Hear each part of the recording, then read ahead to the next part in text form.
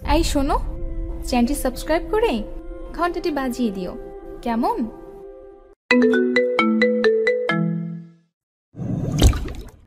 Office থেকে বাসার সামনে এসে দেখি সাদিয়াকে একটা লোক গাড়িতে করে নামিয়ে দিয়ে গেল। লোকটাকে দেখে মনে হচ্ছে অনেক বড় লোক, হয়তো সাদিয়ার অফিসের বস হবে। সাদিয়া অফিসে জয়েন করছে আজ 5 দিন। আমিও একটা অফিসে কাজ করি, কিন্তু বেতন তেমন ভালো না, তাই সাদিয়া অফিসে চাকরি নিতে বাধ্য হয়েছে। আমার অফিসে কোনো পদ খালি নেই, তাই সাদিয়া অন্য অফিসে চাকরি নেয়। আমার থেকে সাদিয়ার বেতন ভালো। আমরা দুজন দুজনকে ভালোবেসে বিয়ে করেছি, কিন্তু আমার আর সাদিয়ার পরিবার মেনে নেয়নি, তাই দুজনে একটা বাসায় ভাড়া থাকি। আমার যে বেতন তা দিয়ে বাসা ভাড়া খাওয়া দাওয়া ঠিক মতো হয় না, তাই সাদিয়া অফিসে চাকরি নেয়। তো যাই হোক, আমি বাসার ভিতরে ঢুকে কলিং বেল চাপ দিলাম। সাদিয়া এসে দরজা খুলে দিল। কি ব্যাপার, আজকে তোমার এত দেরি হলো কেন আসতে? অফিসে একটু কাজ ছিল, তাই আসতে লেট হয়ে গেল। ঠিক আছে, তুমি ভেতরে এসে ফ্রেশ হয়ে নাও, আমি টেবিলে খাবার দিচ্ছি। আচ্ছা, লোকটা কে ছিল? তুমি কার কথা বলছো? তোমাকে যে বাসার সামনে নামিয়ে দিল। ও, তুমি বসের কথা বলছো? আসলে আমি অফিস শেষে রাস্তায় দাঁড়িয়েছিলাম রিক্সার জন্য। তারপর বস এসে আমাকে বলল গাড়িতে ওঠার জন্য, কিন্তু আমি উঠতে চাইনি। ওনার জোরাজুরিতে উঠতে বাধ্য হলাম। তারপর উনি আমাকে বাসার সামনে নামিয়ে দিয়ে গেল। উনি তোমাকে কেন বাসায় নামিয়ে দিয়ে গেল? আসলে এই 5 দিনে বস আমার কাজ দেখে অনেক খুশি হয়। তারপর থেকে উনি আমাকে অনেক ভালো জানে। ও ঠিক আছে, আমি ফ্রেশ হয়ে আসছি, তুমি খাবার রেডি করো। ঠিক আছে, যাও। আমি রুমে এসে ওয়াশরুমে ঢুকে ফ্রেশ হয়ে খাবার খেতে চলে গেলাম। দুজনে খাবার খেয়ে রুমে চলে আসলাম। তারপর সাদিয়া আমাকে জড়িয়ে ধরে শুয়ে পড়ল। দেখতে দেখতে আরও কিছুদিন চলে গেল। এখন সাদিয়া অনেক রাত করে বাসায় আসে, আর মোবাইলে দেখি কার সাথে যেন হেসে হেসে কথা বলে। এখন আমার ঠিক মতো খেয়াল রাখে না। একদিন অফিসের একটা কাজের জন্য অন্য একটা অফিসে যাচ্ছিলাম, হঠাৎ রাস্তার পাশে একটা পার্ক চোখে পড়ল। লোকটাকে দেখে চিনে ফেললাম, কিন্তু মেয়েটার চেহারা দেখতে পাচ্ছি না। আমি রিক্সা থেকে নেমে তাদের ওখানে গেলাম। আমি একটু দূরে দাঁড়িয়ে মেয়েটার চেহারা দেখতে গেলাম। তারপর ঠিকভাবে তাকিয়ে যাকে দেখলাম তার জন্য মোটেও প্রস্তুত ছিলাম না। ঠিকই ধরেছেন, সাদিয়া। তার মানে সাদিয়া অফিসের কাজ ফেলে রেখে তার বসের সাথে ঘুরে বেড়ায়। তার মানে সাদিয়া এখন আমার নেই। আমি আর দাঁড়িয়ে না থেকে রিক্সা নিয়ে যে কাজে বেরিয়েছি সেটা করে নিজের কর্মস্থলে চলে আসলাম। অফিস ছুটি হওয়ার পর একটা রিক্সা নিয়ে বাসায় চলে আসলাম। বাসায় এসে দেখি সাদিয়া এখনো বাসায় আসে নাই। আমি চাবি দিয়ে তালা খুলে ভিতরে ঢুকলাম।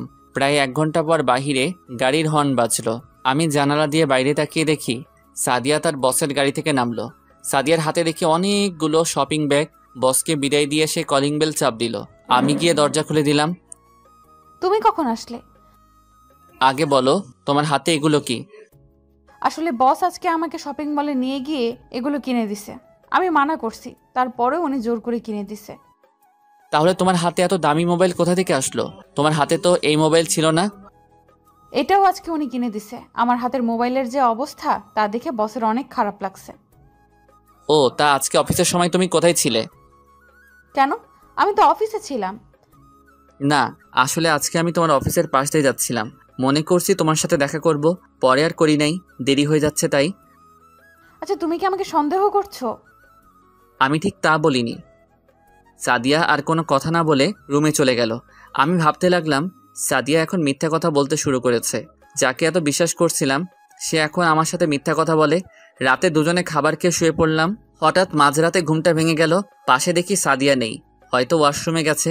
30 মিনিট হয়ে গেল, সাদিয়া আসার কোনো খবর নেই। তাই আমি বিছানা থেকে উঠে ওয়াশরুমে গেলাম। দেখি সাদিয়া নেই। বেলকনি থেকে সাদিয়ার হাসা শব্দ আসছে, তাই দেখার জন্য বেলকনিতে গেলাম। গিয়ে দেখি সাদিয়া কার সাথে যেন হেসে হেসে কথা বলছে। তার মানে সাদিয়া তার বসের সাথে কথা বলছে। এমনভাবে কথা বলছে মনে হয় প্রেমিক প্রেমিকা কথা বলছে। আমি আর দাঁড়িয়ে না থেকে রুমে এসে শুয়ে পড়লাম। প্রায় 30 মিনিট পর সাদিয়া এসে শুয়ে পড়ল। তার মানে সাদিয়া তার বসের সাথে প্রেম করছে। না, আমাকে এটার সত্যিটা জানতে হবে। আসলে কি সাদিয়া তার বসের সাথে প্রেম করছে? সকালে ঘুম থেকে উঠে আমি তো অবাক হয়ে গেলাম। দেখি সাদিয়া বিছানায় নেই। আমি মনে করছি পাকঘরে আছে, কিন্তু আমার ধারণা ভুল। সাদিয়া পাকঘরেও নেই। আবার রুমে এসে দেখি সাদিয়ার ব্যাগ, মোবাইল কিছুই নেই। তার মানে সাদিয়া অফিসে চলে গেছে। কিন্তু এত সকালে তো সাদিয়ার অফিস নেই, তাহলে গেল কোথায়? আমি আমার অফিসের বসকে ফোন দিয়ে বললাম, আজকে আমি অফিসে যেতে পারবো না। আমার বস কিছু বলে নাই। আমি ফ্রেশ হয়ে বাসা থেকে বেরিয়ে সাদিয়ার অফিসে গেলাম। কোথায় যাচ্ছেন? আসলে আমি বসের সাথে দেখা করতে আসছি। আজকে তো বস অফিসে আসবে না। বস একটা কাজের জন্য সিলেট গেছে। বস কি একা গেছে নাকি ওনার সাথে কেউ গেছে? না, বস একা যায়নি, ওনার সাথে অফিসের কর্মচারী সাদিয়া ম্যাম গেছে। কাজ শেষ করে কখন আসবে? 2-3 দিন লেগে যেতে পারে। ও, আমি আর কোনো কথা না বলে বাসায় চলে আসলাম। সাদিয়া আমাকে একটু বললো না, তার মানে সাদিয়ার টাকার কাছে বিক্রি হয়ে গেছে। আমি তো তার স্বামী, আমাকে বলার প্রয়োজন পর্যন্ত করলো না। 3 দিন পরে সাদিয়া বাসায় আসলো, এসে সোজা রুমে চলে গেল, আমার সাথে কথা পর্যন্ত বলল না। এই 3 দিন সাদিয়া আমার খোঁজ খবর নেয়নি। তুমি কাজের জন্য বাইরে যাবে, আমাকে বলে যাওনি কেন? তোমাকে বলার প্রয়োজন মনে করি না। তুমি আমার সাথে এভাবে কথা বলছো কেন? তোমার সাথে কি কথা বলবো? আমি তোমার স্বামী, আমি তোমাকে বলতে পারি। তোর মতো স্বামী থাকার চেয়ে না থাকাই ভালো। তুমি আমাকে তুই তাই করে বলছো কেন? তোর সাথে কিভাবে কথা বলবো? তোকে আমার ভালো লাগে না। তাহলে আমাকে বিয়ে করছো কেন? জীবনে ভুল করলে ওইটাই করেছি, তোর মতো ছেলেকে বিয়ে করে। বিয়ে হয়েছে আজ প্রায় 8 মাস হয়েছে। কি দিয়েছিস তুই? একটা ভালো জামা, একটা স্বর্ণের চেইন, আজ পর্যন্ত কিছুই দিতে পারলি না। তোর থেকে আমার বস অনেক ভালো আছে, আমাকে গলার চেইন, দামি ফোন, দামি দামি জামা কাপড়, আরো কত কি দিয়েছে। তুমি তো আমাকে ভালোবেসে বিয়ে করছো, আমার টাকা পয়সা কেনা, তাহলে এখন কেন এমন করছো? আসলে তুমি চাও কি? আমি তোর কাছে ডিভোর্স চাই। আমি আর তোর সাথে থাকতে চাই না। ডিভোর্স দিলে তুমি খুশি হবে? আমি অনেক খুশি হব। আমি আমার বসকে বিয়ে করব। তার আছে টাকা পয়সা, বাড়ি গাড়ি। তোর থেকে বস অনেক ভালো। ঠিক আছে, তোমার কাছে ডিভোর্স পেপার পৌঁছে যাবে। তবে মনে রেখো, আমার দরজা তোমার জন্য চিরজীবন বন্ধ থাকবে। আমার কাছে আসতে চাইলেও আমি তোমাকে আর মেনে নিব না। সেটা কোনো দিন হবে না। দেখতে দেখতে আজ 2 বছর চলে গেল। এখন আমি নিজেদের অফিস দেখাশোনা করি। আপনারা হয়তো ভাবছেন আমি নিজেদের অফিস বললাম কেন। আসলে আমার বাবা একজন বিজনেসম্যান। আমার পরিবারে আমি, মা, বাবা আর একটা বড় বোন আছি। আর সাদিয়ার মা নেই, তার বাবা দ্বিতীয় বিয়ে করে এবং সাদিয়ার সৎ মা ভালো না। সাদিয়াকে জোর করে বিয়ে দিতে চাইছিল একটা খারাপ ছেলের কাছে। আমি সাদিয়াকে কলেজ লাইফ থেকে ভালোবাসি, তাই আমি সাদিয়াকে কাজী অফিসে বিয়ে করে বাসায় নিয়ে আসি। কিন্তু বাবা আমাদের মেনে নেয়নি, কারণ সাদিয়ারা ছিল গরিব। বাবা বলেছে আমি যদি সাদিয়াকে ভুলে যেতে পারি তাহলে আমাকে বাসায় থাকতে দিবে, আর না হলে বাড়ি থেকে বেরিয়ে যেতে বলছে। আমি আমার ভালোবাসাকে ছেড়ে দিতে পারবো না, তাই সাদিয়াকে নিয়ে বাসা থেকে বেরিয়ে আসি। তারপর একটা বাসা নিয়ে দুজনে থাকতে লাগলাম। আমার কাছে যা টাকা ছিল সব শেষ হয়ে গেছে, এভাবে তো আর চলবে না। তাই অনেক কষ্টে একটা অফিসে চাকরি নেই আমি। দেখতে দেখতে 2 মাস চলে যায়, কিন্তু আমার যে বেতন তা দিয়ে কোনো রকম চলে যায়। তাই সাদিয়া বলল সেও নাকি অফিসে চাকরি করবে। আমি আর না করলাম না, বাসায় একা একা বসে থেকে তারপর সে একটা অফিসে চাকরি নেয়। এরপর কি হলো আপনারা তো জানেন। সাদিয়া আমাকে ছেড়ে যাওয়ার পর আমি নিজের বাসায় চলে আসি। এসে বাবা মার পায়ে পড়ে ক্ষমা চাইছি, আমার ভুল হয়ে গেছে, আমাকে তোমরা মাফ করে দাও। তারপর বাবা মা আমাকে মাফ করে দেয়। এরপর থেকে আমি নিজেদের অফিস দেখাশোনা করি। এখন আমি প্রায় সাদিয়ার কথা ভুলেই গেছি। আজকে অফিসে কিছু পদের জন্য লোক নেওয়া হবে, সবার ইন্টারভিউ আমি নিব। তাই সকালে ঘুম থেকে উঠে ফ্রেশ হয়ে নাস্তা করে গাড়ি নিয়ে অফিসে চলে গেলাম। অফিসের ভিতরে ঢোকার সাথে সাথে সবাই দাঁড়িয়ে আমাকে সালাম দিল। আমি তাদের বসতে বলে নিজের কেবিনে চলে গেলাম। চেয়ারে বসে বসে দুলাভাই তাকে ফোন দিয়ে আমার কেবিনে আসতে বললাম। আসলে দুলাভাই আমাদের অফিসে ম্যানেজারের দায়িত্ব পালন করে। কেমন আছো শালাবাবু? কেবিনে ঢুকে একটা চেয়ার টেনে বসে, এই তো ভালো আছি। সবাই কি আসছে দুলাভাই? সবাই এসে পড়েছে। তাহলে একজন একজন করে আসতে বলো। ওকে, তুমি বসো, আমি পিয়ন চাচাকে বলে দিচ্ছি। বলে রুম থেকে বেরিয়ে গেল।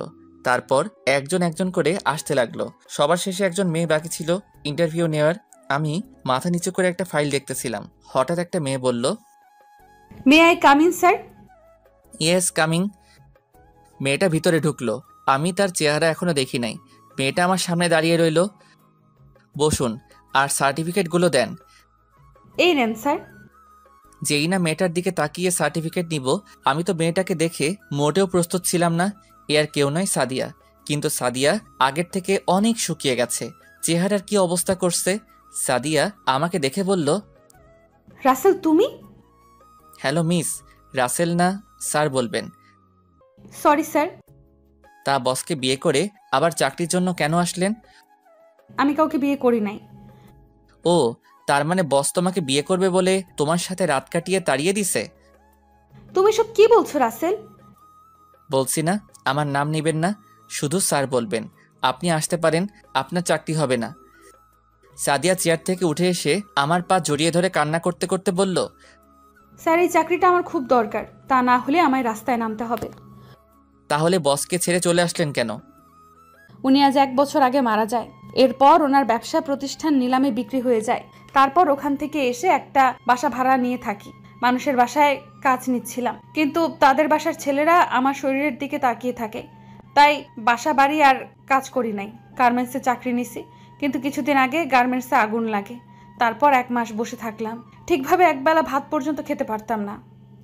কিছুক্ষণ থেমে আবার বলতে লাগলো, অনেক কষ্টেই দিনটা কেটেছে। একদিন পাড়ার এক ভাই বলল, তোর পড়ালেখা আছে, তুই গিয়ে অফিসে চাকরি কর। কিন্তু আমি বললাম, অফিসে তো চাকরি করতে ঘুষ লাগে, আমি তো তাদের ঘুষ দিতে পারবো না। তখন ভাইয়া বলল, এই অফিসের বস না অনেক ভালো, উনি টাকা নিয়ে চাকরি দেয় না, উনি যোগ্যতা দেখে চাকরি দেয়। তারপর আসলাম ইন্টারভিউ দিতে। এতক্ষণ সাদিয়া কথাগুলো বলতেই চোখের পানি দিয়ে পুরো শরীর ভিজে গেছে। কেমন জানি সাদিয়ার জন্য একটু মায়া হলো, কিন্তু তাকে আরো কষ্ট দিতে হবে। আমি যতটুকু কষ্ট পেয়েছি তার থেকে ওকে আরো বেশি কষ্ট পেতে হবে। আপনাকে আমি চাকরি দিতে পারি, তবে আমার কিছু শর্ত আছে। কি শর্ত বলুন? আমি আপনার সব শর্তে রাজি আছি। আমার এখানে চাকরি করতে হলে আমার কথা মতো চলতে হবে। আমি যখন যা বলবো আপনাকে তাই করতে হবে। অফিসে কারোর সাথে বসে গল্প করা যাবে না। সঠিক টাইমে অফিসে আসতে হবে। ঠিক টাইমে অফিসে আসতে না পারলে বেতন থেকে টাকা কেটে নেওয়া হবে। যদি এসব কিছু অমান্য করেন তাহলে আপনাকে 20 লক্ষ টাকা জরিমানা এবং থানায় ঢুকিয়ে দেওয়া হবে। এবার বলুন, আপনি রাজি? আমি আপনার সব শর্তে রাজি আছি। তাহলে এখানে একটা সই করুন। বলা তো যায় না কোন সময় কথা ঘুরিয়ে নেন। তারপর সাদিয়া সই করে দিল। ঠিক আছে, আপনাকে বেতন দেওয়া হবে 20,000 টাকা করে। এবার আপনি বাসায় চলে যান। কালকে ঠিক টাইমে অফিসে চলে আসবেন, আর অফিস টাইম কিন্তু 9টায়। কথাটা মনে রাখবেন। সাদিয়া মাথা নিচু করে অফিস থেকে বেরিয়ে গেল। তার মানে সাদিয়া এখনো বিয়ে করেনি। নিশ্চয়ই তার বস তাকে ভালোবাসে নাই, ভালোবেসেছে তার শরীরকে। এখন টাকা কোথায় গেল? টাকার জন্য আমাকে ছেড়ে চলে গেছো? আমি তাকে আর কখনো মেনে নিব না। যেই মেয়ে বিয়ের পরে স্বামীকে রেখে অন্য লোকের সাথে প্রেম ভালোবাসা করতে পারে, সেই মেয়েকে কখনো ভালোবাসা যায় না। হঠাৎ পিছন থেকে কে যেন জড়িয়ে ধরলো। আমি তাকিয়ে দেখি রিয়া। এই রিয়া, কি করছো? ছাড়ো, কেউ দেখে ফেলবে। এটা অফিস, কখন কে চলে আসে। তুমি আজকে সকাল আমাকে ফোন দাও নাই কেন? আসলে অফিসের কিছু পদের জন্য লোক নিয়েছিলাম, তাই তোমাকে ফোন দিতে পারি নাই। ঠিক আছে চলো, এখন তো দুপুর হয়ে গেছে, বাইরে গিয়ে দুজনে লাঞ্চ করব। ঠিক আছে চলো। তারপর দুজনে অফিস থেকে বাইরে এসে গাড়ি নিয়ে একটা রেস্টুরেন্টের সামনে গাড়ি থামালাম। গাড়ি থেকে নেমে দুজনে রেস্টুরেন্টে ঢুকলাম। দুজনে খাবার খেয়ে আবার অফিসে চলে আসলাম। রিয়া কিছুক্ষণ থেকে বাসায় চলে গেল। এবার আপনাদের বলি, রিয়া আমাকে ভালোবাসে, কিন্তু আমি তাকে ভালোবাসি না। সত্যি কথা বলতে কি, সাদিয়াকে আমি এখনো ভুলতে পারি নাই। তার জন্য প্রতিদিন রাতে কান্না করি। আজকে তাকে দেখে অনেক খুশি হয়েছি, কিন্তু আগের কথাগুলো মনে পড়তেই রাগ উঠে গেল। বাবা মা রিয়াকে পছন্দ করে রেখেছে আমার জন্য, আমি তো না করে দিছি, কিন্তু রিয়া পাগলামি শুরু করে দিছে। আমি যদি তাকে বিয়ে না করি তাহলে সে আত্মহত্যা করবে। তারপর রিয়াকে আমি বলছি তাকে আমি 6 মাস পরে বিয়ে করব। রিয়াও আমার কথায় রাজি হয়ে গেল, কিন্তু হুটহাট করে সবার সামনে জড়িয়ে ধরে। এটা আমার কাছে ভালো লাগে না। তো যাই হোক, অফিসের কাজ শেষ করে বাইরে এসে গাড়ি নিয়ে বাসায় যেতে লাগলাম। হঠাৎ রাস্তার পাশে চোখ পড়ল। দেখি সাদিয়া রাস্তার পাশে ভ্যান গাড়ি থেকে বাচ্চাদের জন্য জামা কাপড় কিনতে আসে। কিনা শেষ হলে হাঁটতে হাঁটতে কোথায় যেন যেতে লাগলো। আমি তাকে ফলো করে যেতে লাগলাম। যেতে যেতে দেখি সাদিয়া একটা বাসায় ঢুকে গেল। আমি গাড়িটা এক জায়গায় রেখে বাসার পিছন দিকে চলে গেলাম, কারণ বাসাটা ছিল একতলা। পিছন দিকে গিয়ে জানালা দিয়ে ভিতরে তাকিয়ে আমি মোটেও প্রস্তুত ছিলাম না। জানালা দিয়ে তাকিয়ে দেখি সাদিয়া একটা বাচ্চা ছেলেকে বুকের দুধ খাওয়াচ্ছে। তার মানে সাদিয়া অন্য একটা বিয়ে করছে, নাকি তার বসের সাথে অবৈধ সম্পর্ক করার পর বাচ্চা হয়েছে। হতেও পারে যে মেয়ে আমার সাথে মিথ্যা কথা বলতে পারে, সেই মেয়ে এসব করবে না, তার কি প্রমাণ আছে? আমি আর না তাকিয়ে গাড়ি নিয়ে বাসায় চলে আসলাম। কলিং বেল চাপ দেওয়ার পর আম্মু এসে দরজা খুলে দিল। কিরে, এতক্ষণ কোথায় ছিলি? তোর দুলাভাই বলল তুই নাকি অনেকক্ষণ আগে অফিস থেকে বেরিয়েছিস। একটু বন্ধুদের সাথে দেখা করতে গেছি, অনেকদিন হলো তাদের সাথে আড্ডা দেই না, তাই গেলাম। ঠিক আছে, রুমে গিয়ে ফ্রেশ হয়ে আয়, আমি টেবিলে খাবার দিচ্ছি। ঠিক আছে আম্মু। বলে নিজের রুমে চলে আসলাম। এসে ফ্রেশ হয়ে সবার সাথে খাবার খেয়ে রুমে চলে আসলাম। পরের দিন সকালে ঘুম থেকে উঠে ফ্রেশ হয়ে নাস্তা করে গাড়ি নিয়ে অফিসে চলে গেলাম। অফিসের ভিতরে ঢুকে দেখি সাদিয়া চলে এসেছে। তাকে দেখে মনে হচ্ছে অনেক দৌড় দিয়ে অফিসে এসেছে, কারণ তার পুরো শরীর ঘামে ভিজে গেছে। আমি আমার কেবিনে আসার সময় সাদিয়াকে বললাম আমার কেবিনে আসার জন্য। কিছুক্ষণ পর সাদিয়া অনুমতি নিয়ে কেবিনে আসলো। মিস সাদিয়া, দাঁড়িয়ে কেন, বসুন। না স্যার, আমি এভাবেই ঠিক আছি। আমি বলছি না বসার জন্য? জি স্যার। তা বাচ্চার বাবা কি তোমার বস নাকি অন্য কেউ? আপনি জানলেন কিভাবে আমার বাচ্চার কথা? জেনেছি একভাবে, আমি যেটা বলছি সেটার উত্তর দেন। ওর বাবা নেই, আমার নিজের দোষে তার বাবা আমাকে ছেড়ে চলে যায়। কেন চলে যায় তা কি জানতে পারি? সেটা আমি বলতে পারবো না। আমি আর কোনো কথা না বলে দুলাভাইকে ফোন দিয়ে আমার কেবিনে আসতে বললাম। কিছুক্ষণ পর দুলাভাই আসলো। বলো শালাবাবু, কেন রেখেছো? দুলাভাই, মিস সাদিয়াকে তার কেবিনটা দেখিয়ে দেন। আর এই নিন মিস সাদিয়া, দুটো ফাইল। এগুলো আজকে অফিস ছুটি হওয়ার আগে রেডি করে দিবেন। কিন্তু শালুল। কি হলো মিস সাদিয়া, আমার কথা আপনি শুনতে পান নাই? জি স্যার, শুনতে পেয়েছি। তাহলে বসে আছেন কেন? তাড়াতাড়ি করে রেডি করে দেন। দুলাভাই, তুমি মিস সাদিয়াকে তার কেবিনে নিয়ে যাও। ওকে শালাবাবু। তারপর সাদিয়াকে দুলাভাই সাথে করে নিয়ে গেল। হঠাৎ ফোনটা বেজে উঠল। তাকিয়ে দেখি রিয়া ফোন দিয়েছে। এই মেয়েটার জ্বালায় ও আর বাঁচলাম না। বলো। কি করে আমার জানটা? অফিসে বসে কাজ করছি। ঠিক আছে, তাহলে তুমি কাজ করো, লাঞ্চের টাইমে ফোন দিবে। ঠিক আছে, বাই। ওকে বাই জান, লাভ ইউ টু। বলে ফোন কেটে দিল। তারপর বসে বসে অফিসের কাজ করতে লাগলাম। আসলে আমি সাদিয়াকে যে 2টা ফাইল দিলাম, ওই 2টো ফাইল 2 দিন লাগবে রেডি করতে। দুলাভাই ফাইল দুটো দেখে কিছু বলতে যাবে, তার আগে আমি দুলাভাইয়ের কথা বন্ধ করে দিলাম। কাজ করতে করতে দুপুরের লাঞ্চের টাইম হয়ে গেছে, তাই ভাবছি বাহির থেকে খেয়ে আসবো। যেই ভাবা সেই কাজ। কেবিন থেকে বেরিয়ে সাদিয়ার দিকে তাকিয়ে আমি অবাক হলাম। দেখি সাদিয়া পুরো ঘেমে গেছে। অফিসে এসি চালু, তারপরও সে ঘেমে গেছে। অফিসের সবাই খাবার খেতে চলে গেছে, কিন্তু সাদিয়া এখনো বসে বসে কাজ করছে। আমি দাঁড়িয়ে না থেকে বাইরে এসে গাড়ি নিয়ে রেস্টুরেন্টে চলে গেলাম। খাবার খেয়ে অফিসে এসে দেখি সাদিয়া এখনো কাজ করতে আছে। চেহারা পুরো শুকিয়ে গেছে। আমি মনে মনে বলতে লাগলাম, এখন কেমন লাগছে মিস সাদিয়া? টাকার জন্য আমাকে ছেড়ে চলে গেছো, এখন সে টাকার জন্য আমার অফিসে চাকরি নিছো। কি ভুল ছিল আমার? কেন আমাকে ছেড়ে চলে গেছো? তো যাই হোক, আমি দাঁড়িয়ে না থেকে আমার কেবিনে ঢুকে তো অবাক হয়ে গেলাম। দেখি রিয়া আমার চেয়ারে বসে আছে। তুমি কখন আসলে? আমাকে তো বলেও আসো নাই। তোমাকে বলেছি না দুপুরে আমাকে ফোন দিতে, তুমি ফোন দাও নাই, তাই তোমাকে ফোন না দিয়ে আমি তোমার অফিসে চলে আসলাম। এসেছো, ভালো করছো। আগে বলো দুপুরে খাবার খেয়েছো? খাবার খেয়ে তারপর তোমার অফিসে আসলাম। তো এখন কি খাবে বলো, চা না কফি? আমি ওইসব কিছু খাবো না, আমি অন্য জিনিস খাবো। বলো কি খাবে, আমি বাহির থেকে এনে দিচ্ছি। আমি যে জিনিস খাবো ওইটা বাইরে যাওয়া লাগবে না, তোমার কাছে আছে। মানে আমার কাছে তো খাওয়ার মতো কিছু নেই। দাঁড়াও, আমি দেখাচ্ছি তোমার কাছে খাওয়ার কি জিনিস আছে। বলে চেয়ার থেকে উঠে আমার কাছে এসে যেই না আমার ঠোঁটে কিস করবে, তখন সাদিয়া দরজায় দাঁড়িয়ে বলল, স্যার আসতে পারি? আসুন। রিয়া আমাকে ছেড়ে দিয়ে রাগে গজগজ করতে লাগলো। স্যার এই ফাইলটার এখানে কিছু বুঝতেছি না। না বুঝলে অফিসে কাজ করতে আসলেন কেন? আপনি আগে অফিসে চাকরি করছেন, তো এখন বুঝেন না কেন? আসলে এই জায়গাটার অনেক চেষ্টা করছি, কিন্তু মেলাতে পারি না। ঠিক আছে, আপনি ফাইলটা রেখে অন্য ফাইলটার কাজ করুন। ঠিক আছে স্যার। বলে সাদিয়া যেই না সামনে পা বাড়াবে, হঠাৎ সে মাটিতে পড়ে গেল। আমি আর রিয়া তাকে ধরে সোফায় শুয়ে দিলাম। তারপর ডাক্তারকে ফোন দিলাম। কিছুক্ষণ পর ডাক্তার এসে সাদিয়াকে দেখতে লাগলো। দেখা শেষ হলে আমি ডাক্তারকে বললাম, ডাক্তার কি হয়েছে ওর? আসলে ঠিক মতন খাওয়া দাওয়া না করার কারণে মাথা ঘুরে পড়ে যায় আর বেশি চিন্তায় থাকে। নিয়মিত খাওয়া দাওয়া এবং শরীরের যত্ন নিলে সব ঠিক হয়ে যাবে। ঠিক আছে ডাক্তার, তো এখন কি করব?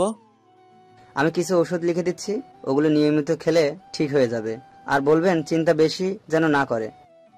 ঠিক আছে ডাক্তার, আমি ওকে সব বলে দিব।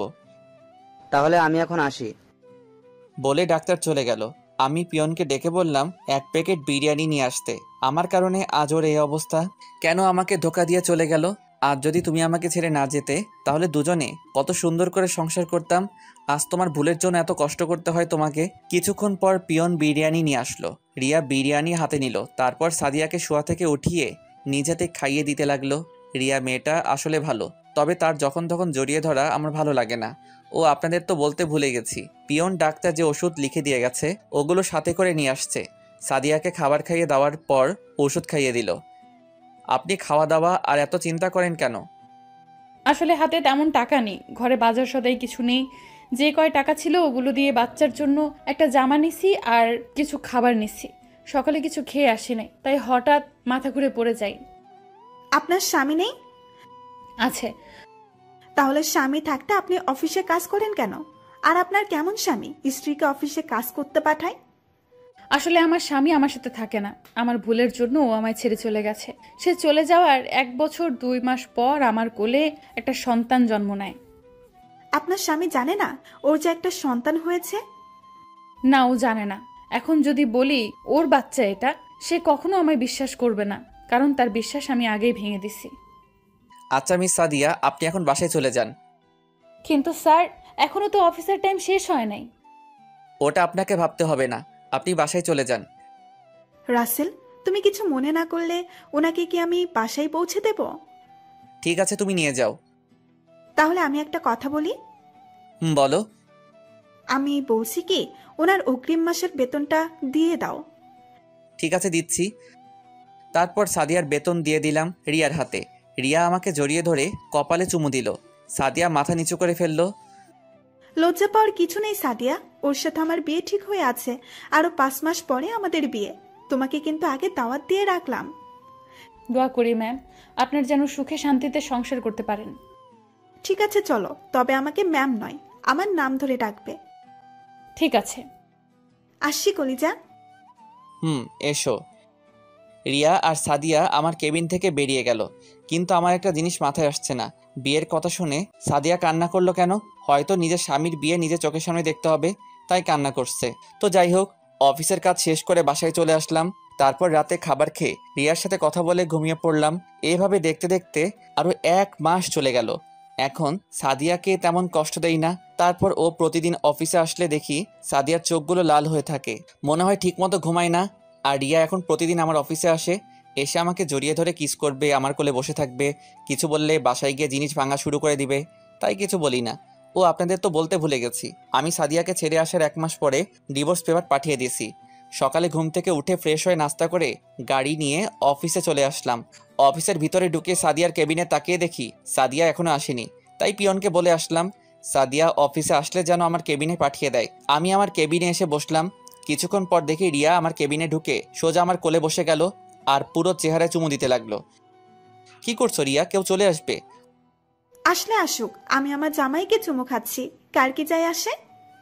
হঠাৎ সাদিয়া আমার কেবিনে ঢুকে গেল, দেখে মনে হচ্ছে অনেক জোরে দৌড়ে আসছে অফিসে। কি ব্যাপার, আপনি বিনা অনুমতিতে আমার কেবিনে ঢুকলেন কেন? আসলে স্যার, অফিসে আসার পর পিয়ন বলল আপনি নাকি পিয়নকে বলেছেন আমি অফিসে আসলে আপনার কেবিনে আসতে বলেছেন, তাই তাড়াহুড়ো করে চলে আসলাম। তাই বলে বিনা অনুমতিতে ঢুকবেন? Sorry sir. তো আজকে অফিসে আসতে এত লেট কেন? আপনি হয়তো শর্তের কথা ভুলে গেছেন। আসলে স্যার, রিমন খুব অসুস্থ, তাকে হসপিটালে নিয়ে গিয়েছিলাম। ডাক্তার দেখিয়ে আসতে আসতে লেট হয়ে গেছে। রিমন কে?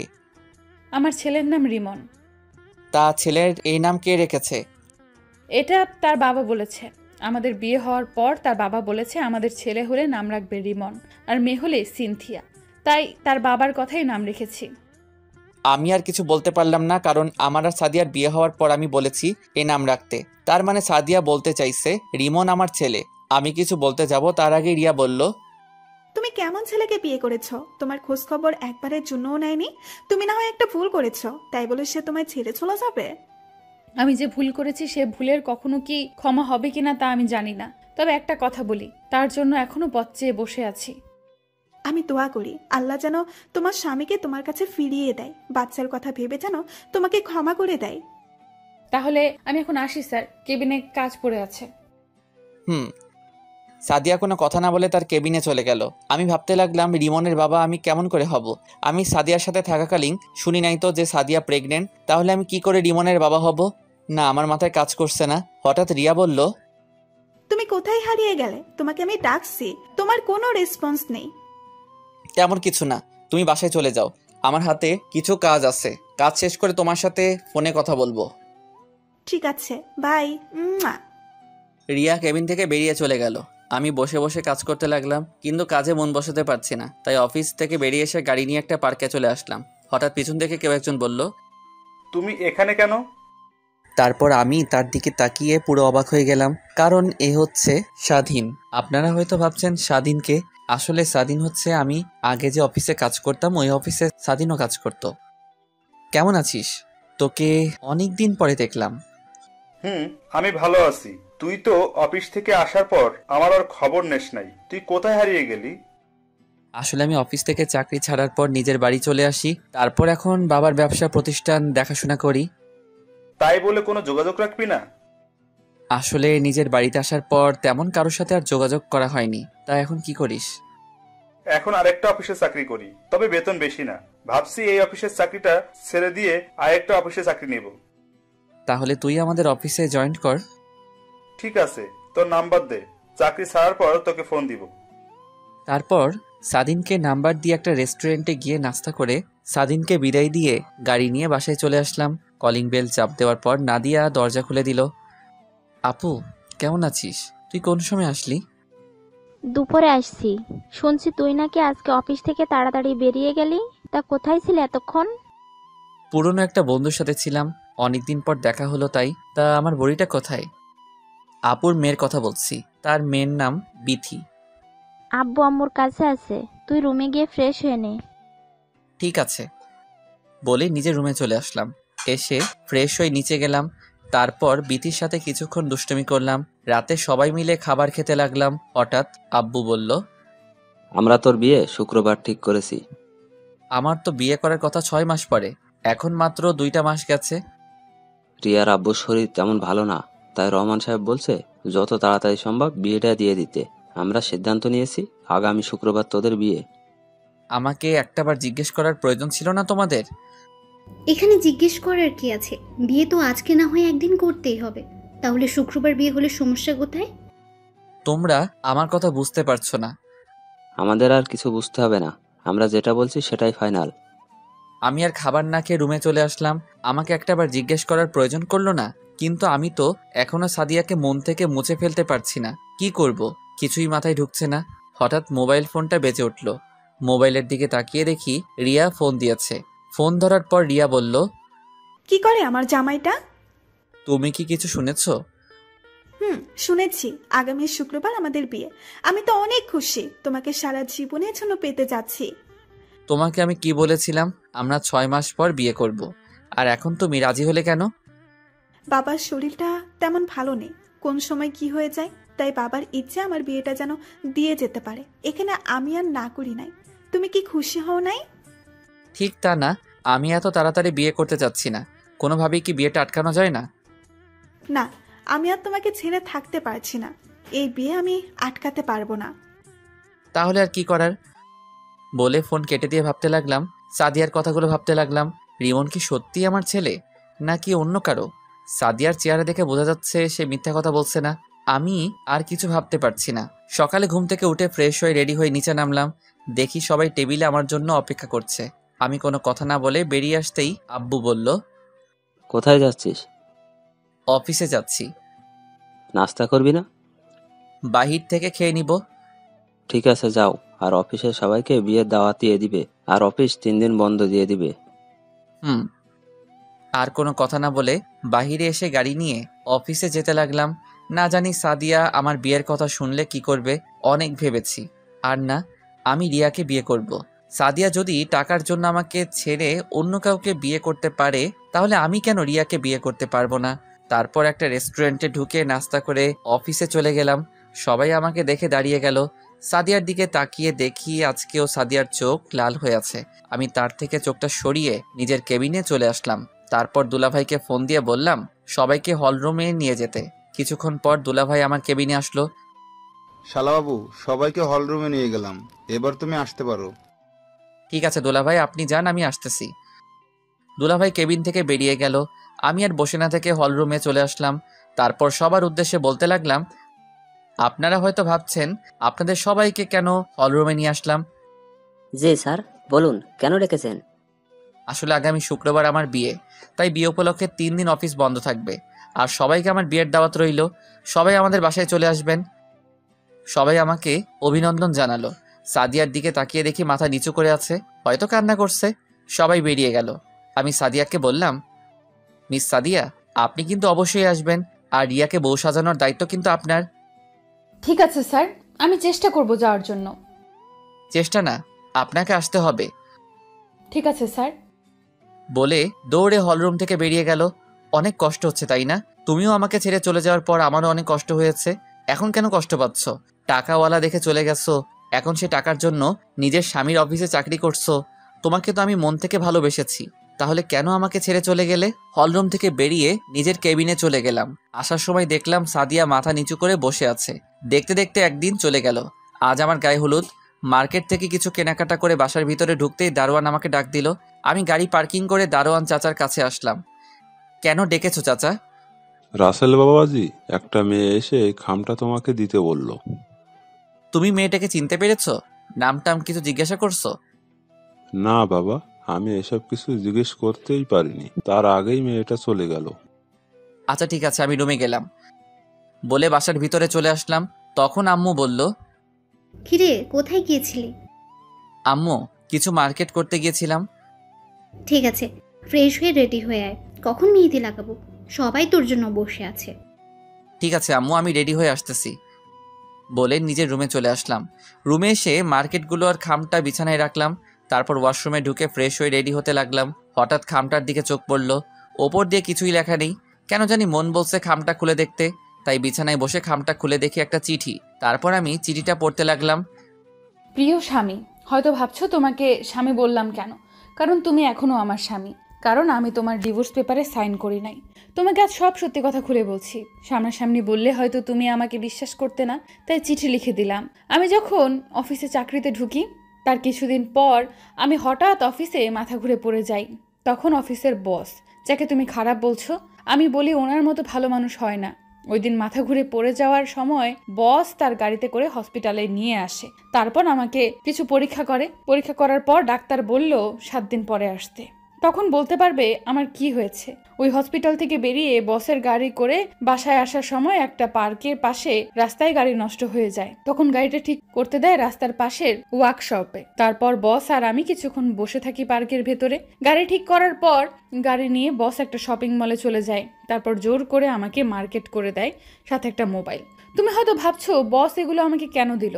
আসলে বস আমার কাজ দেখে এগুলো আমাকে দিয়েছে। তারপর 7 দিন পর যখন বস সহ হসপিটালে গিয়ে রিপোর্ট আনতে যাই, তখন ডাক্তার আমাকে কিছু বলছে না, শুধু মাথা নিচু করে আছে। তারপর জোরাজোরি করতে লাগলাম। তারপর ডাক্তার যেটা বলল সেটা শোনার জন্য মোটেও প্রস্তুত ছিলাম না। ডাক্তার বলল আমার মাথায় নাকি একটা টিউমার হয়েছে, আর টিউমারটা এমন জায়গায় হয়েছে এটা নাকি অপারেশন করতে পারবে না। আমি আর দুনিয়ার সামান্য দিনের অতিথি, আর আমি কখনো মা হতে পারবো না। এটা শুনে আমি অনেকটা ভেঙে পড়লাম। তারপর ডিসিশন নিলাম তোমার সাথে আমি খারাপ হয়ে যাব, তাই আমি তোমার খেয়াল রাখা ছেড়ে দিলাম। মাঝরাতে মোবাইল কানে নিয়ে এমনিই হেসে হেসে কথা বলতাম, যাতে তুমি আমাকে সন্দেহ করো। সেদিন রাতে বস ফোন দিয়ে বলল সিলেটে নাকি বিদেশ থেকে ডাক্তার এসেছে, সকালে ভোরে ভোরে রওনা দিবে। একবার ওনাকে দেখাই, দেখি উনি কি বলে। আমি না করেছিলাম। তারপর ওনার জোরাজোরিতে সকালে ঘুম থেকে তোমাকে না বলেই বসের সাথে সিলেটে চলে গেলাম। সিলেটে গিয়ে বিদেশ থেকে আসার ডাক্তারের কাছে দেখালাম। উনি আমাকে দেখে বলল আমার অপারেশন করতে পারবে, তবে বাঁচার সম্ভাবনা 10%। তারপর বস বলল অপারেশন করবে। তারপর ডাক্তার 7 দিন পর যেতে বলল। এরপর ঢাকায় এসে তোমার সাথে ওই কথাগুলো বলি, আমি অপারেশন করলে আমি বাঁচবো না, তাই তুমি যেন আমাকে ভুল বুঝে চলে যাও এবং নতুন জীবন শুরু করো। এই কারণে তোমার কাছে আমি খারাপ হয়েছি। সত্যিটা বললে তুমি আমার জন্য চিন্তা করতে, আমি তা চাই না। এর কয়েকদিন পর আবার সিলেটে চলে গেলাম। আমার অপারেশন হইতে সব খরচ বস চালিয়েছে। সিলেটে যাওয়ার 5 দিন পর আমার অপারেশন করে। আল্লাহর রহমতে আমার 2 দিন পর জ্ঞান ফিরে আসে। সেদিন আমি বেঁচে যাই। আমার সুস্থ হতে প্রায় 2 মাস লেগে গেছে। তারপর ঢাকায় এসে তোমাকে অনেক খুঁজেছি, কিন্তু তোমাকে পাইনি। তোমার বাসায় যেতে চেয়েছিলাম, কিন্তু পরে মনে পড়লো তোমার বাবা তো আমার কারণে তোমাকে ঘর থেকে বের করে দিয়েছে, তাই তোমার ভালোর জন্য আর তোমার বাসায় যায়নি। এখন তুমি বলবে তাহলে বাচ্চা কোথা থেকে আসলো? আসলে এই বাচ্চা আমার না, আমি তোমার কাছে মিথ্যা বলেছি। এই বাচ্চার বাবা হচ্ছে আমার অফিসের বস। বসের স্ত্রী রিমনকে জন্ম দিয়ে মারা যায়, তারপর সে বাচ্চা আমি লালন পালন করি। তার কিছুদিন পরই বস মারা যায়। আসলে বস তার বউকে অনেক ভালোবাসতো, তার বউয়ের চিন্তায় সেও স্ট্রোক করে মারা যায়। তারপর আমি রিমনকে লালন পালন করি। একটা খালার বাসায় থেকে অনেক জায়গায় চাকরি ইন্টারভিউ দিছি, কিন্তু কোথাও চাকরি হয় নাই। তারপর খালার সাথে বাসায় বাড়িতে কাজ নিই। তারপর কি হলো তুমি তো জানো। তারপর যখন অফিসে ইন্টারভিউ দিতে যাই তখন তোমাকে দেখতে পাবো আমি কল্পনাও করতে পারিনি। মন চাইছে তোমাকে জড়িয়ে ধরি, কিন্তু অতীতের কথা মনে পড়েই আর ধরি নাই।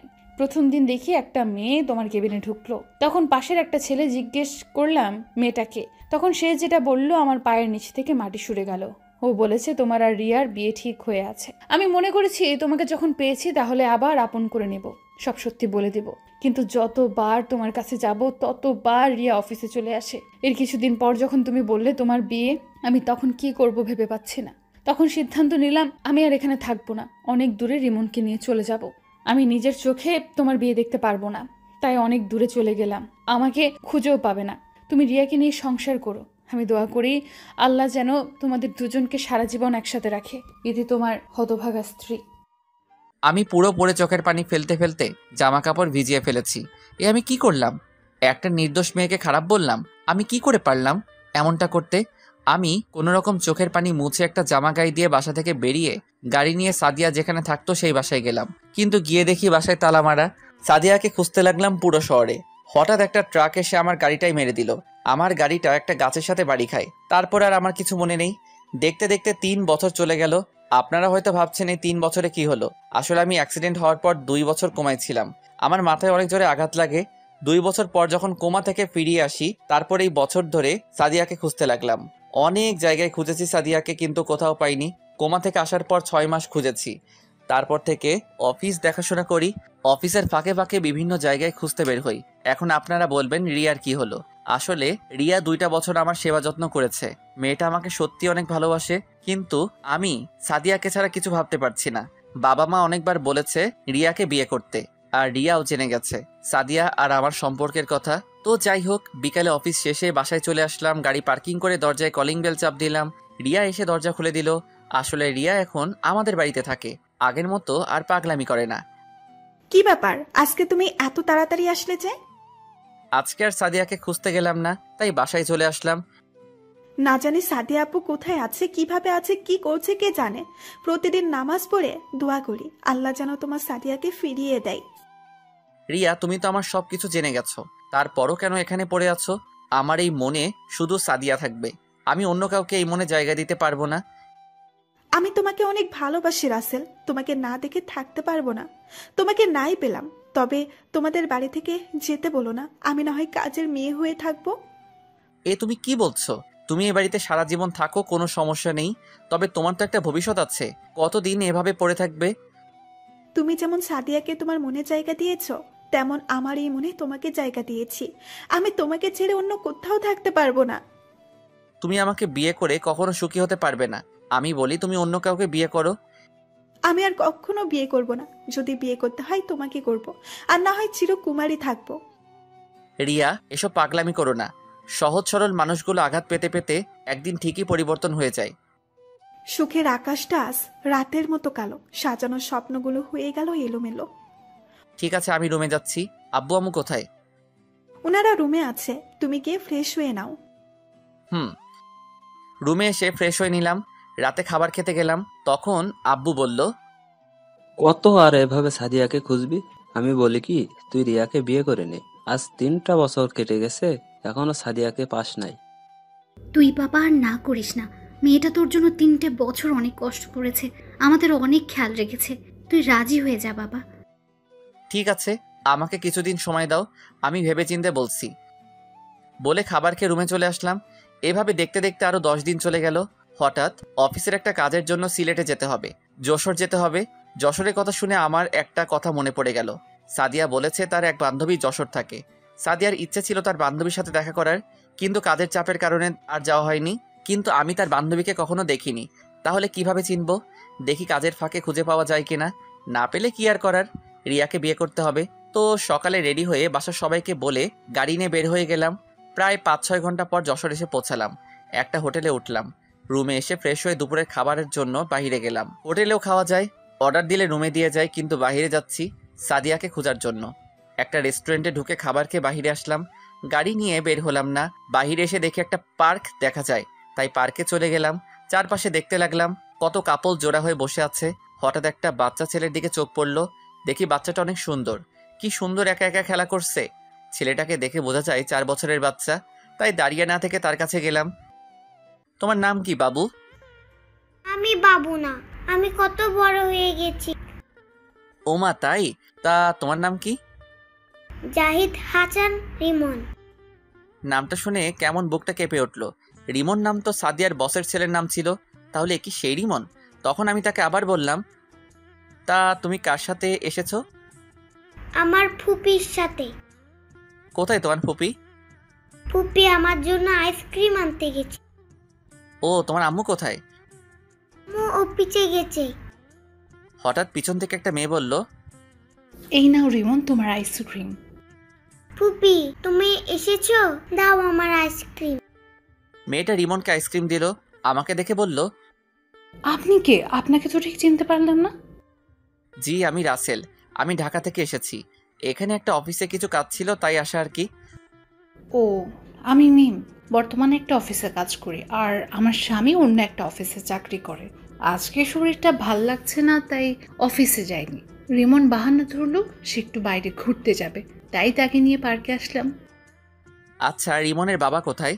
ও তো বলল ওর মা অফিসে চাকরি করে, তাহলে বাবা কোথায়? ওর বাবা থেকেও নেই। মানে? আমি এখন কিছু বলতে পারবো না, আমার বাসায় যেতে হবে। রিমনের মা আর আমার স্বামী অফিস থেকে আসার সময় হয়ে গেছে, আপনাকে অন্য এক সময় বলবো। আর কোনো কথা না বলে মিমে রিমনকে নিয়ে চলে গেল।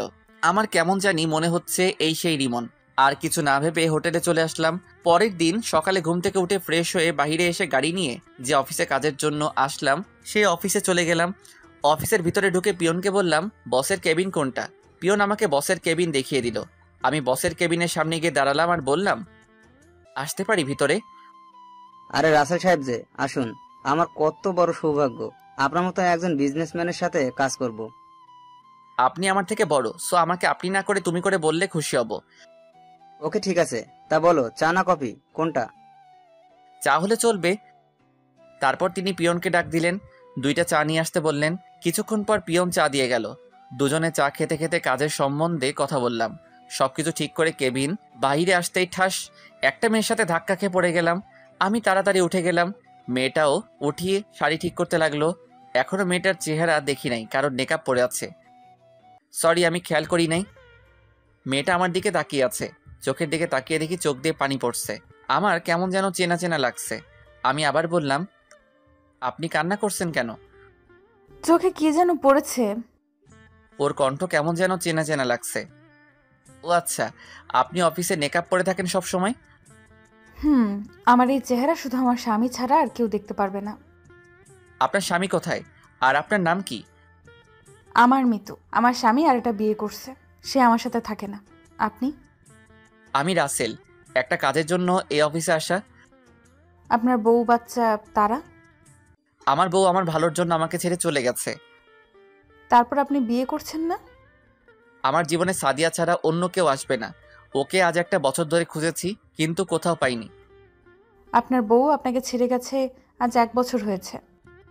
না, আজ 3 বছর। তাহলে 2 বছর কি হয়েছে আপনার? তাহলে শুনুন। তারপর সবকিছু খুলে বললাম। দেখি মেয়েটা বারবার চোখের পানি মুছতে আসছে। আপনি কান্না করছেন কেন? আপনার কথাগুলো শুনে। আচ্ছা, পরে কথা বলবো, আমি এখন যাই। এখন কোথায় যাবেন?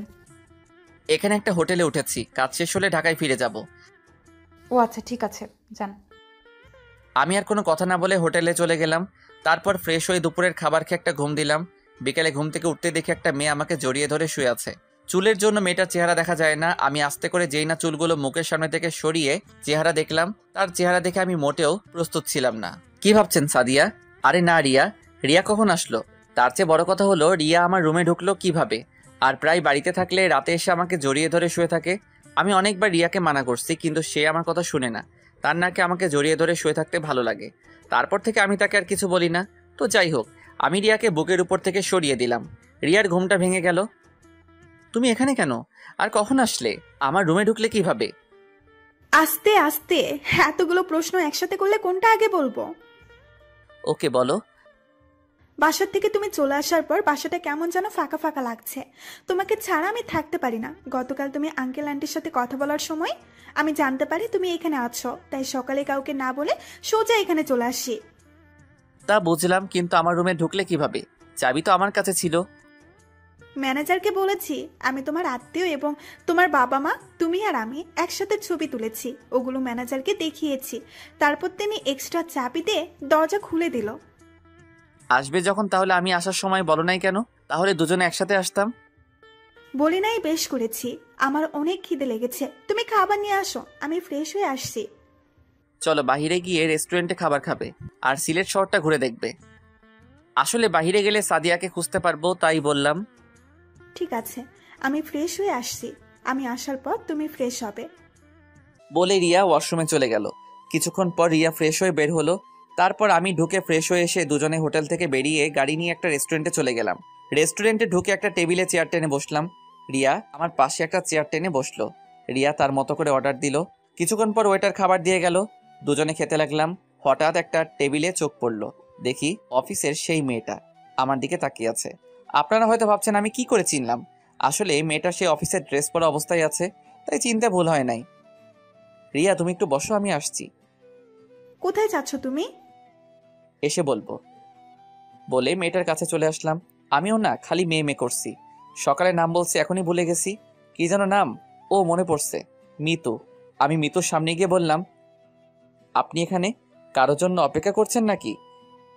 না, আসলে আমার এক বান্ধবী আসবে, তার জন্য অপেক্ষা করছি। আপনি এখানে? এখানে খাবার খাওয়ার জন্য এসেছি, সাথে আমার বাবার বন্ধুর মেয়ে রিয়া বাসা থেকে কাউকে না বলে এখানে চলে এসেছে, তাই তাকে সাথে করে নিয়ে আসলাম। সরি রে সাদিয়া, আসতে লেট হয়ে গেছে। না সমস্যা নেই বস। আপনি এখানে? আমি এখানে খাবার খাওয়ার জন্য এসেছি, কিন্তু ওনার নাম মিতু। আপনি তাকে সাদিয়া বললেন কেন? আসলে আমার আরেক নাম সাদিয়া, আমাকে সাদিয়া বলে ডাকে। ওনার সাথে গতকাল পার্কে দেখা হয়েছে, ওখান থেকে চিনি। ও আচ্ছা মিম, রিমন কোথায়? ওকে তো দেখছি না। আসলে ও বাসায় মিমের জামাইয়ের সাথে আছে। আর রিমনকে আপনি চিনেন কিভাবে? গতকাল মিমের সাথে ছিল। তোকে বলছি না রিমনকে নিয়ে বের হতে না? আমার কি দোষ? তোর ছেলে বলেছে আইসক্রিম খাবে, তাই নিয়ে এসেছে।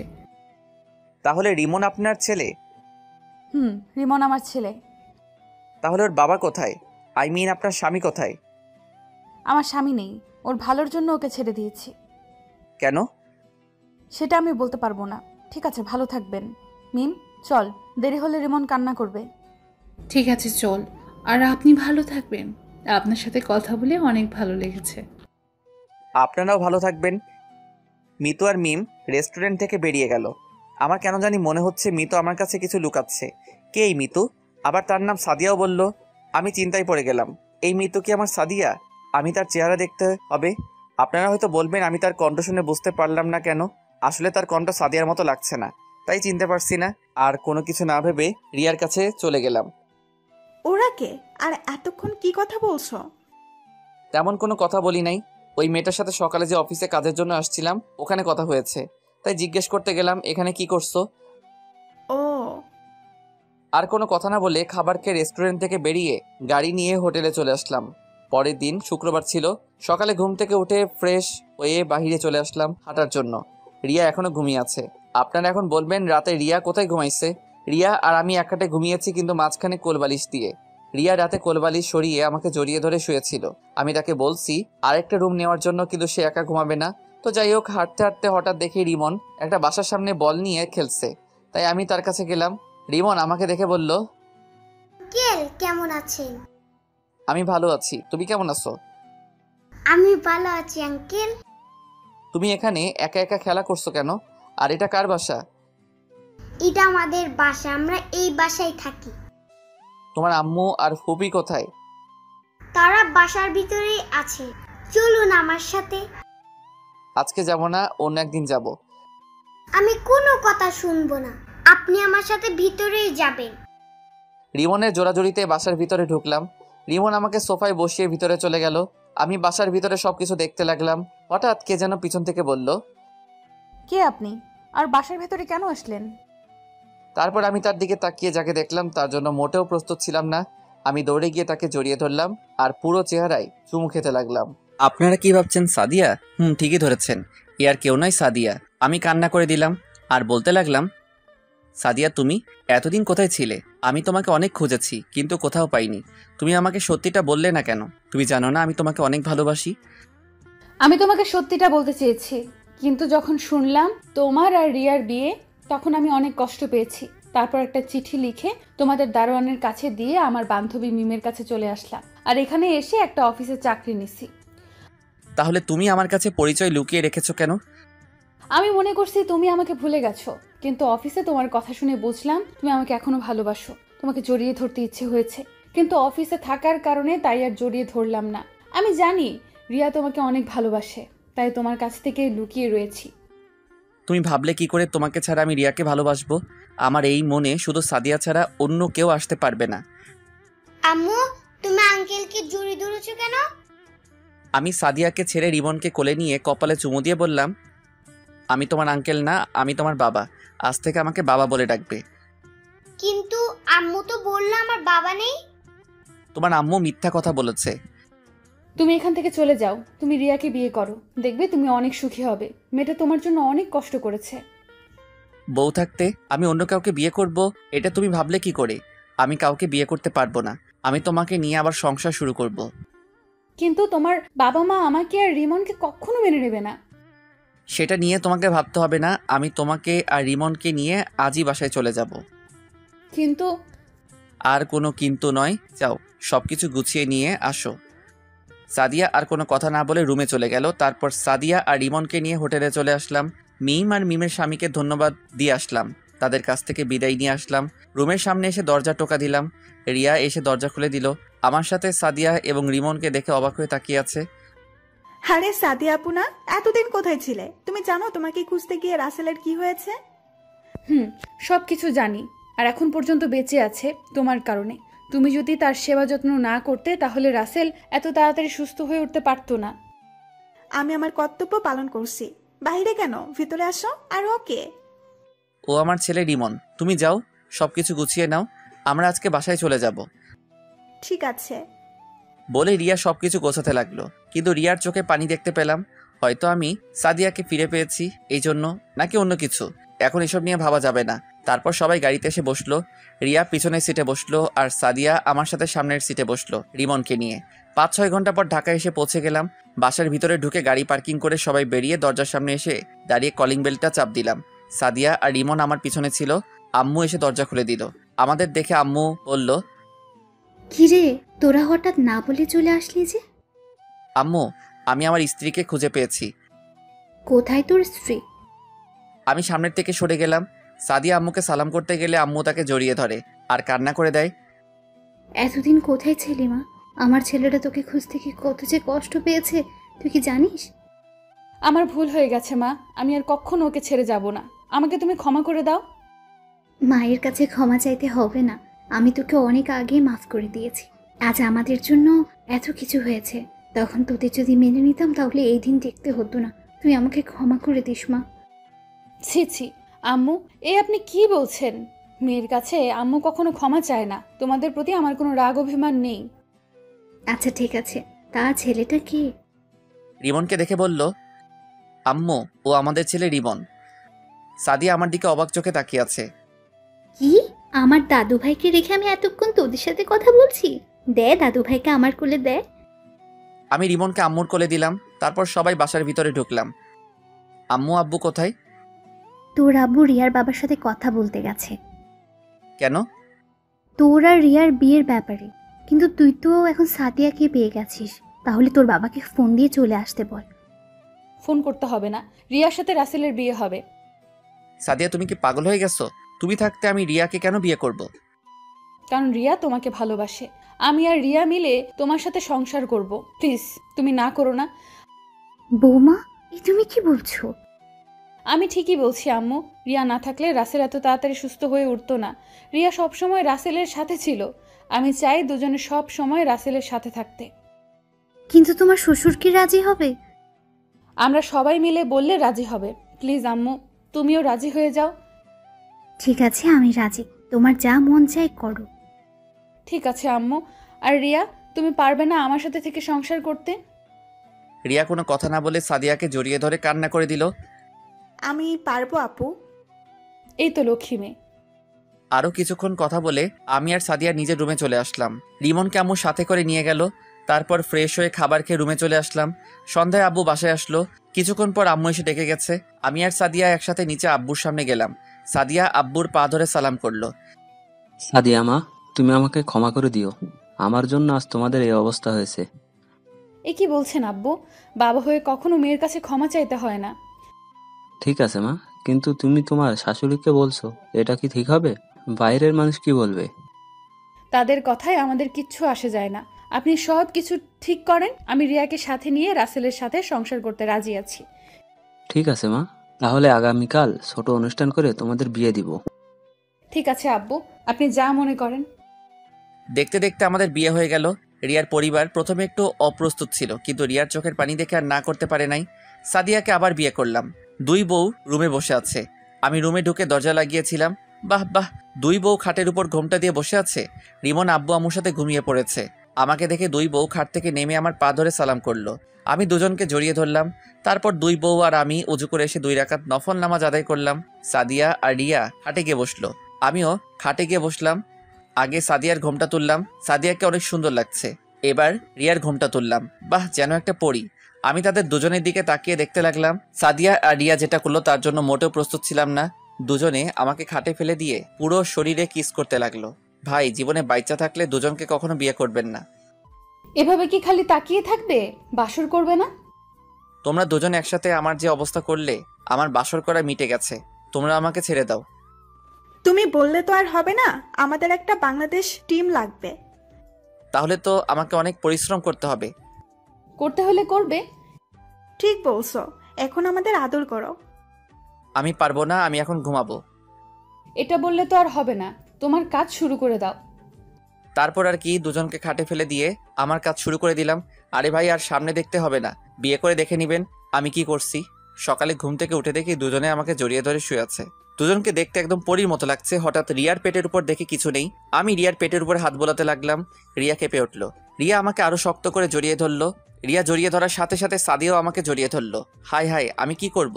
তাই সকালবেলা আরেকবার করে ফেললাম। কি করলাম তা আমি বলতে পারবো না, আমার শরম করে। আমি কিন্তু গল্পে লুচ্চা হতে পারি, কিন্তু বাস্তবে অনেক ভালো ছেলে। আমার সাথে প্রেম করতে পারো, কিন্তু আমি করব না। সকালে একসাথে 3 জনে ওয়াশরুমে ঢুকে ফ্রেশ হয়ে নিচে গেলাম। দেখে আব্বু আম্মু নিজ হাতে নাস্তা খাইয়ে দিচ্ছে। সাদিয়া গিয়ে রিমনকে কোলে নিয়ে কপালে চুমু দিল। আম্মু, তুমি আমাকে রাতে তোমার কাছে নিলে না কেন?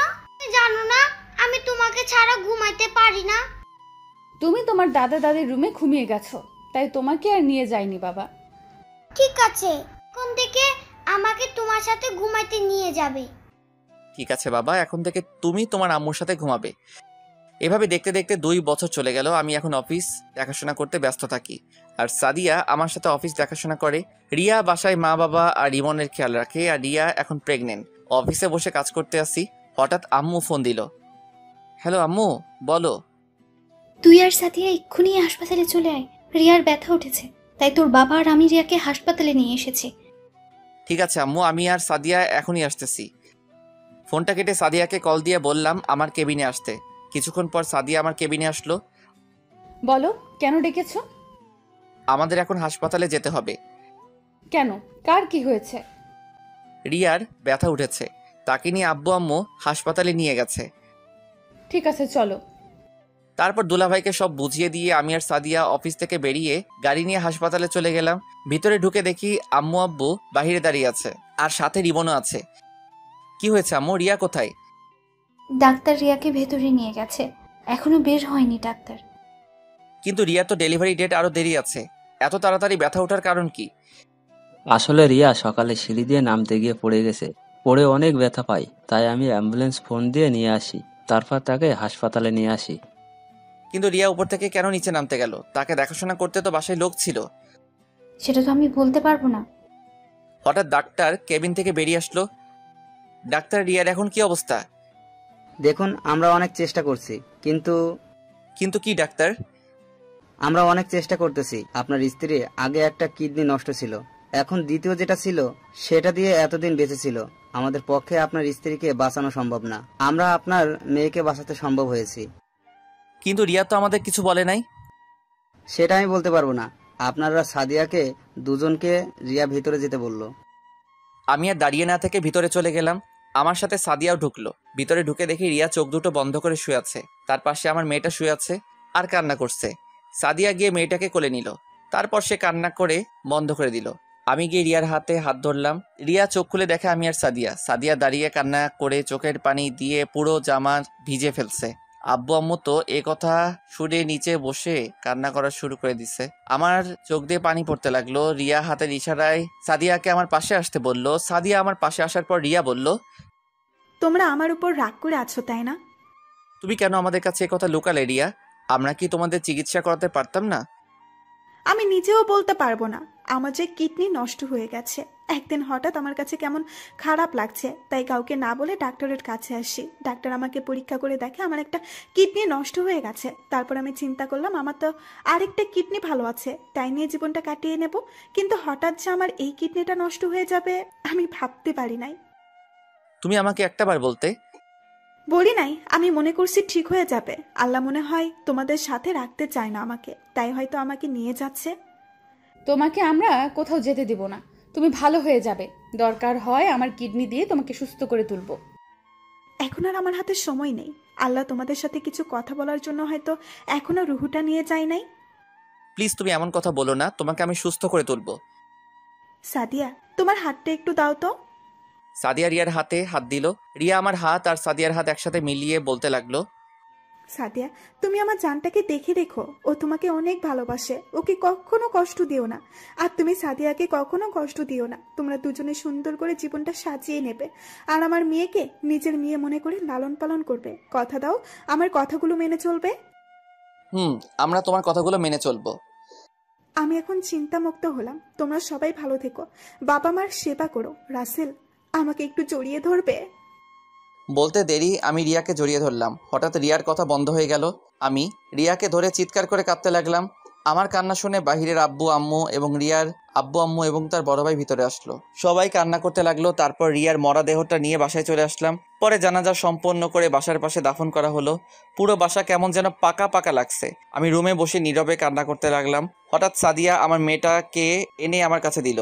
কি সুন্দর একটা পরীর মতো। আমি মেয়েটার কপালে চুমু দিয়ে বুকে জড়িয়ে ধরে কান্না করে দিলাম। এভাবে দেখতে দেখতে 2 মাস চলে গেল। এখন সব আগের মতো সবকিছু স্বাভাবিক হয়ে আছে। আমার মেয়ের নাম রাখা হয়েছে সিনথিয়া।